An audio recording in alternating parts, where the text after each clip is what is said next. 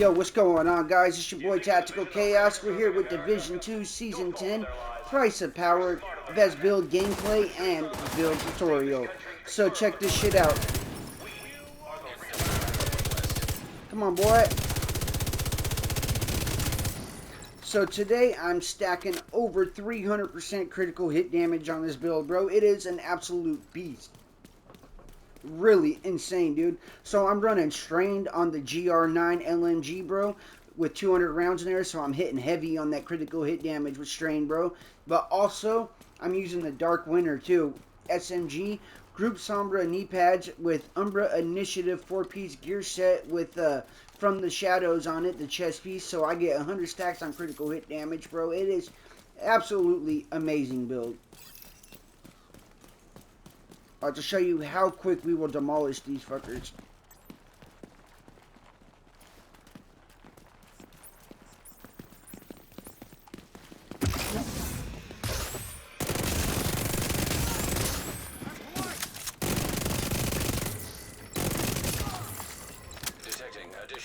Bro, it's not even funny how quick you smoke them with the Dark Winter with the Umbra Initiative.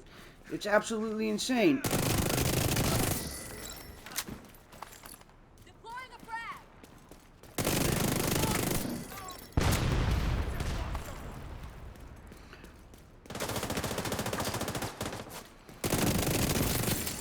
Incoming hostiles detected.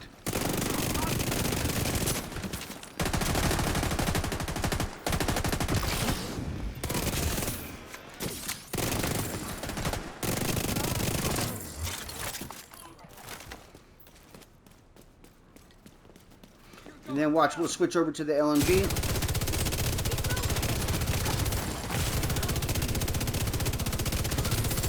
That shit came awfully close, bro.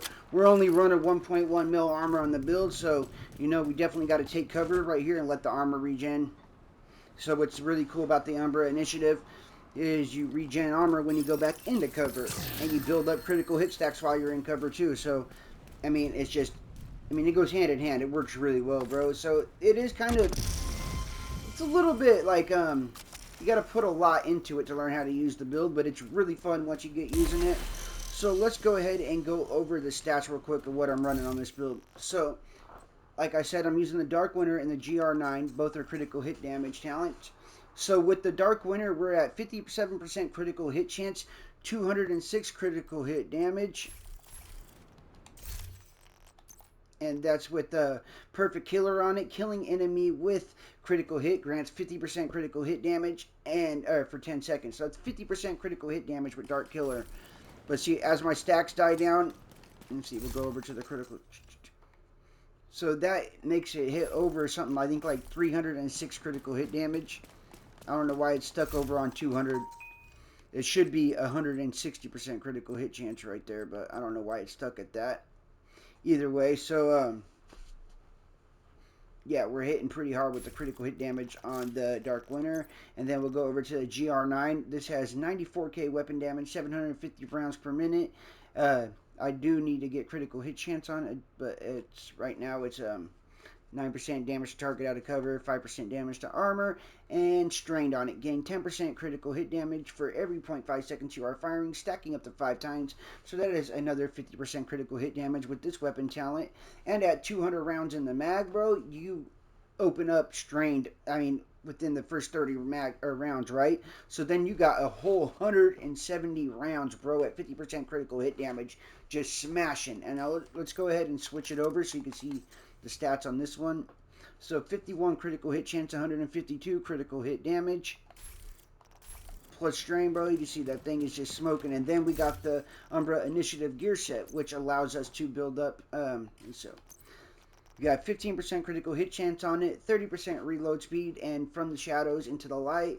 So while you're in cover, you gain 10 stacks per second, up to 50 stacks, unless you got the chest piece on like I do. So you go up to 100 stacks, right? That's each stack will give you 1% critical hit damage and 0.3% rounds per minute. So you're increasing your rate of fire, and you're getting 100% critical hit damage added onto your build. Plus what you have already in your attributes, and then your talents from your weapon, and that's why it's hitting so high. And then Okay, that buff does not apply while you're in cover. You have to leave cover for this buff to take place. So while you're out of cover, agents lose 2 stacks per second at normal speed. If you're sprinting, you only lose 1 stack per second. But if you got 100 stacked, bro, I mean, they don't go away that quick, right? They actually stay there for a while, so this build works really well. And then while you're out of cover and in combat, you gain 10 stacks per second up to 50 stacks, unless you have the backpack, which I don't. And that is 0.8% armor regen when it is consumed, and stacks consume 10 stacks per second only in cover. So meaning, when you return to cover, you start rebuilding your armor.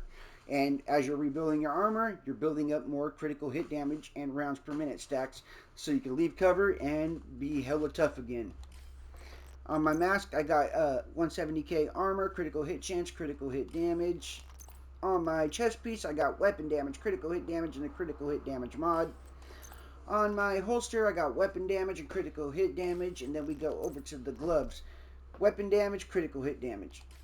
And then for my knee pads, I'm running Group Sombra knee pads, 15% critical hit damage, weapon damage, critical hit chance, and critical hit damage mod. And then the Memento backpack with weapon damage, armor, skill tier, critical hit damage mod, and kill confirmed. So on this build, once you get to 30 stacks, you will have 30% weapon damage, 30% skill efficiency, and 3% armor regen, which works really well with your Umbra Initiative armor regen. It just goes hand in hand. Helps you give you more armor, weapon damage with the build. And every time you grab a tag, you will also get a short-term buff, which lasts 10 seconds. You will get 25% weapon damage, 20% bonus armor, and 10% skill efficiency for 10 seconds every time you grab a tag. And this build has 1.1 mil armor on it. With the Blinder Firefly for your skill, target 6 hostiles at once, and they stay blinded for 8.2 seconds. With the Tier 4 shield, 40% active regen and 150% shield health. This is probably one of my go-to builds now. I don't know why my character looks all glitched out like that. That shit is bugging the hell out of me. But either way, it's a pretty dope-ass build. Let me know what you guys think on this one, because I am super proud of it and super happy with it. See, there we go. Now we're back to the normal thing. See, like I said, my stats should be right there. 57% critical hit chance and 157 critical hit damage. So plus the 50 from the killer is, that's 207, plus another, that's 307 critical hit damage that you will get running this build like that. Thank you guys for watching. I'll catch you on the next video.